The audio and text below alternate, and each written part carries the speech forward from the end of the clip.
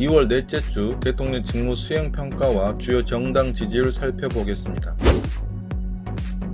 먼저 한국갤럽 조사입니다. 대통령 직무 긍정률은 지난주보다 3포인트 하락한 42%, 부정률은 5포인트 상승한 51%를 기록했습니다.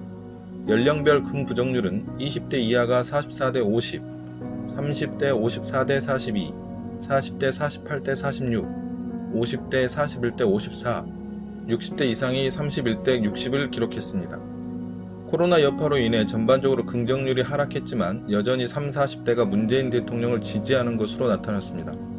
남성보다는 여성이 긍정적으로 평가했으며 더불어민주당 지지층의 81%, 정의당 지지층에서는 64%가 대통령 직무 수행에 대해 긍정적으로 평가했습니다. 미래통합당 지지층은 93%가 부정적이며 무당층에서도 부정적 견해가 많았습니다.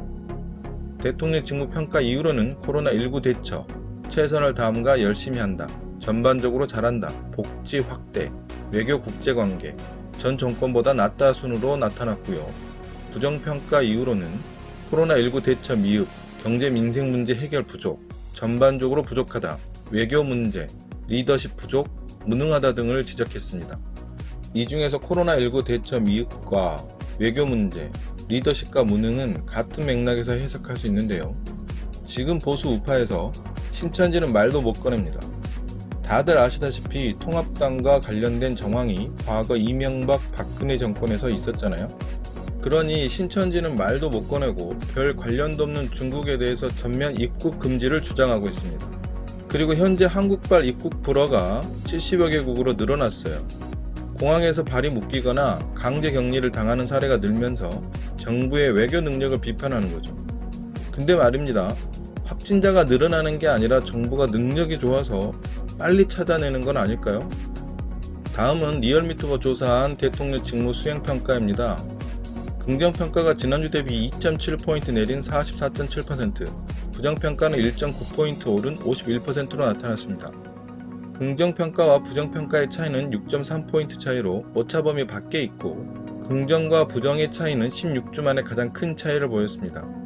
지역별로 대전, 세종, 충청, TK 그리고 무당층에서 부정평가가 대폭 상승했고요. 여성과 20, 30대, 학생, 중도층에서 긍정평가가 하락했습니다. 다음은 정당 지지율입니다.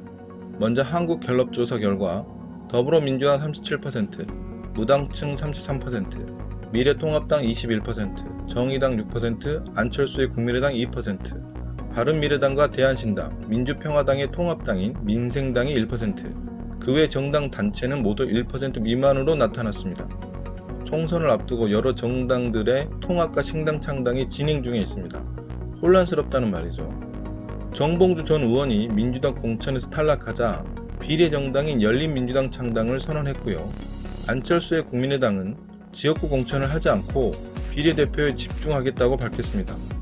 또 여당인 민주당도 일당을 내줄 수 있다는 위기 속에서 비례정당 창당 얘기가 나오고 있습니다.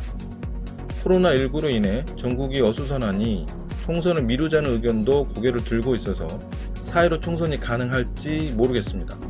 미루는 게 나을 것 같아요. 다음은 리얼미터 조사 정당 지지율입니다.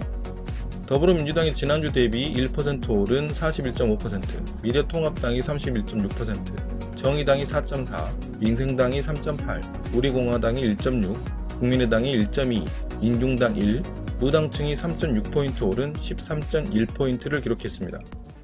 마지막으로 2월 통합 대통령 직무평가와 정당 지지율을 살펴보겠습니다. 한국갤럽이 2월 한 달간 전국 4천여 명에게 조사한 바에 따르면 대통령 직무평가는 남성보다는 여성에게서 긍정평가가 좀 더 고루 분포한다는 걸 알 수 있습니다. 남성 40대, 여성은 20, 30, 40대에서 특히 긍정평가가 높게 나왔고요.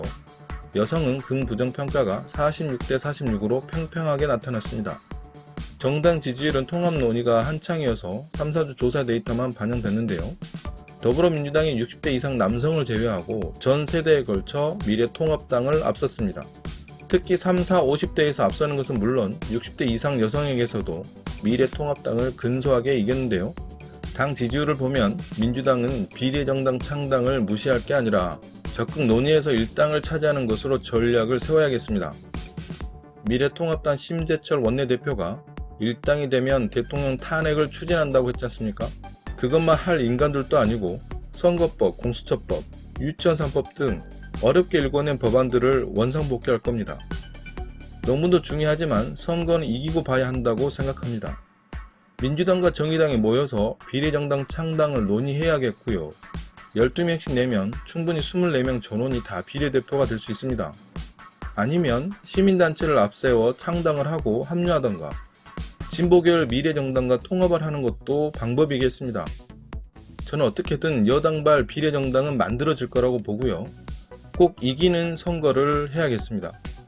이상 안박사였습니다.